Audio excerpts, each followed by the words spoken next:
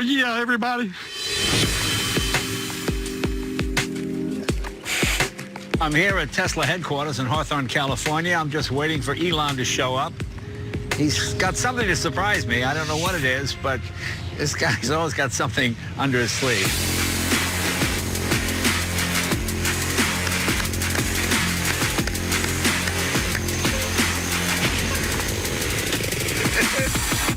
Elon!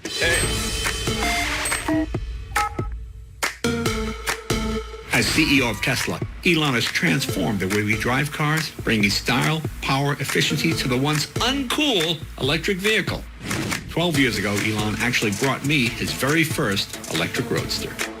6,831 batteries, is that what it is? Yeah. This car should be a very, very low maintenance car because there are no tune-ups required, no oil changes. Right. Because of the fact that you use regenerative braking where you recapture the energy of motion, put it back into the pack, you actually won't even wear out the brakes. And boy, has Tesla come a long way since then. Now with SpaceX, Elon and team are actively working on the colonization of Mars. Talk about being out of this world. Good to see you, my friend. Good to see you. Well, you've outdone yourself again. This is fantastic. This is the new Semi, correct? Yes, it's a Tesla Semi. Right. And we'll be starting limited production towards the end of this year. All right. And yeah, we think people are going to be super excited to drive it. And it's running right now. Yeah. I mean, if this is a regular truck, we'd be talking like this. Yeah, exactly. So let me ask you about cars. Yeah. Now, truckers are kind of like Harley riders and Porsche 911 owners. They conform to a certain type of deal. How do you convince them that this is better than what they have? Yeah, this should be way cheaper to operate. So if you're driving, regular cross country, the cost per mile matters a lot. It's fundamental. And the cost of electricity is much lower than the cost of diesel. Well, sure. For most truckers, the price of gas is the difference between making a profit and breaking even. We think the cost per mile will be probably less than half that of a diesel. Wow, okay. Yeah, so it's kind of a no-brainer on a cost per mile basis. Then just in terms of fun to drive, it's the size of a Semi, but it's got the acceleration of a sports car. Right. So, like, let's say you're pulling a big load and you want to get on the freeway. You could be, 80,000 pounds max gross safely. So this can pull 80,000 pounds? Oh, yeah, absolutely. Wow. It can pull more than that, except that's the legal limit. Well, you've got some new members of the family here as well. I see some familiar faces. Yes. My S is in here. It's a top-selling luxury car in America. That's right. I think still has the fastest 0 to 60 of any car ever tested by Motor Trend. That's why I bought it. Okay, then we go to this. The Model 3, that has the highest satisfaction ratings, I think, on Consumer Reports of any car.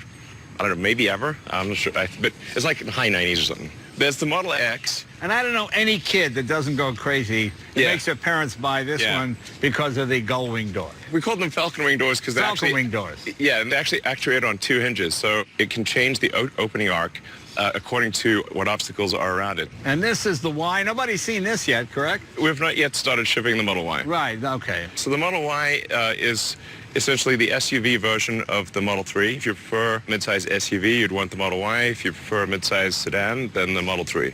So, yeah, we got the sexy combination here. Making that sexy joke, it might be the hottest joke ever. Explain what the sexy joke is. Well, there's the Model S. Right. The Model 3, which, on the internet can be taken to mean E. Okay. But it's E, it's cool E. Right. And then the X. X, and then the Model Y, which together spells sexy.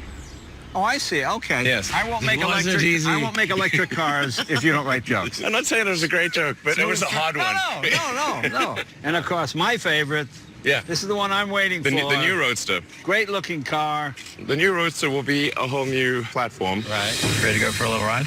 Last year, Chief designer Franz von Holzhausen took me for a hair-raising ride in this demo, the fastest accelerating street car I've ever been in. We're going to be kind of unfair from a technology standpoint. For example, it's going to have an option to have rocket thrusters. Rocket thruster? Yes, from SpaceX.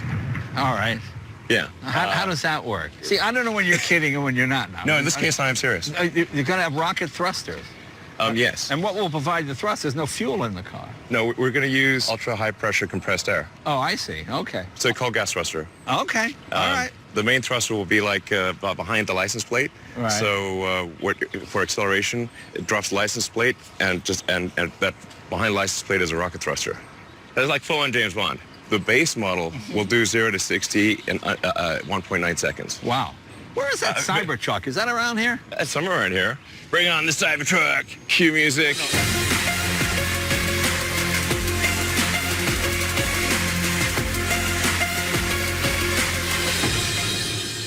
You know, I saw it on TV, I saw it at the intro, but nothing strikes you until you see it in person.